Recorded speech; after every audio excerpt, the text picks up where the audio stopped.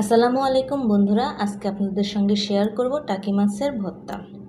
প্রথমে কড়ায় কিছুটা পরিমাণে সয়াবিন তেল দিয়ে তেলটা যখন গরম হয়ে আসবে তখন দিয়ে দিব আগে থেকে মেখে রাখা টাকি মাছগুলো। টাকি মাছগুলো আমি সামান্য লবণ আর হলুদ দিয়ে মেখে রেখেছিলাম। এটাকে হালকা করে ভাজতে হবে, বেশি ভাজার কোনো দরকার নেই। সামান্য পরিমাণে ভাজতে হবে, জাস্ট এপার ওপর করে কিছুটা ভাজতে হবে যাতে মাছটা শুধু সিদ্ধ হয়। এ পর্যায়ে আমি কড়াই থেকে তুলে নিব।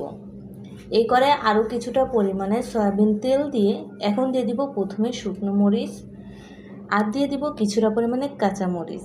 ঝালের পরিমাণটা আপনারা আপনাদের পরিমাণ অনুযায়ী দিয়ে দিবেন।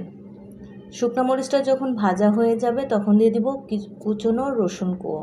এখানে আমি 2টা রসুনের কুয়ো কেটে নিয়েছি। সামান্য পরিমাণে লবণ দিয়ে দিলাম যাতে রসুনটা ভালোভাবে সিদ্ধ হয়ে যায়। রসুনটাকে ভালোভাবে ভাজতে হবে যতক্ষণ না রসুনটা সেদ্ধ হয়ে আসে। সেদ্ধ হয়ে আসলে দিয়ে দিব কুচনো পেঁয়াজ কুচি। পেঁয়াজটা আমি এখানে 2টার মতো কেটে নিয়েছি। এই সমস্তগুলো এখন আমি লাল করে ভেজে নিব। এ পর্যায়ে আমার ভাজা কমপ্লিট। এখন চুলা থেকে নামিয়ে চলে যাব ভর্তা করতে। তো আমি এখান থেকে মাছের থেকে কাঁটাগুলো ছাড়িয়ে নিচ্ছি। ভালোভাবে ছাড়তে হবে যাতে কোনো প্রকার কাঁটা না থাকে। এইভাবে খুব কম সময়ের মধ্যে কিন্তু এই ভর্তার রেসিপিটা কিন্তু তৈরি করা যায়, আর খেতেও কিন্তু সুস্বাদু। এভাবে আমার মাছের কাঁটাগুলো যখন সব বাছা হয়ে গেল, কিছু কিছু মাছের পেটে কিন্তু ডিম ছিল, তো ডিমগুলো আমি আলাদাভাবে রেখে দিচ্ছি। এখন আমি মাছগুলো ভর্তা করে নিব। আগে থেকে যে শুকনো মরিচটা ভেজে রাখছিলাম এটাকে গুঁড়ো করে নিয়েছি, কারণ ঠান্ডা হয়ে গেলে কিন্তু শুকনো মরিচটা গুঁড়ো করতে একটু সমস্যা হয়।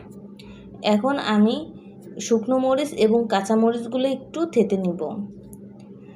এখানে কিন্তু আমি কোনো প্রকার লবণ দিচ্ছি না, কারণ আমি মাছ ভাজার সময় কিন্তু কিছুটা লবণ ব্যবহার করেছি এবং রসুনটা যখন আমি সেদ্ধ করছিলাম তখনও কিন্তু আমি কিছুটা পরিমাণে রসুন দিয়ে দিয়েছি।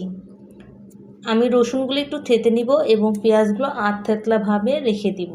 এভাবে আমার তৈরি হয়ে গেল টাকি মাছের ভর্তা। খুব অল্প সময়ের মধ্যে এই ভর্তার রেসিপিটা কিন্তু তৈরি করা যায়। তো ভিডিওটা কেমন লাগলো অবশ্যই কমেন্টে জানাবে। ভালো লাগলে লাইক করবে এবং সাবস্ক্রাইব করে আমার পাশে থাকবে। দেখা হবে অন্য কোনো ভিডিওতে। আল্লাহ হাফেজ।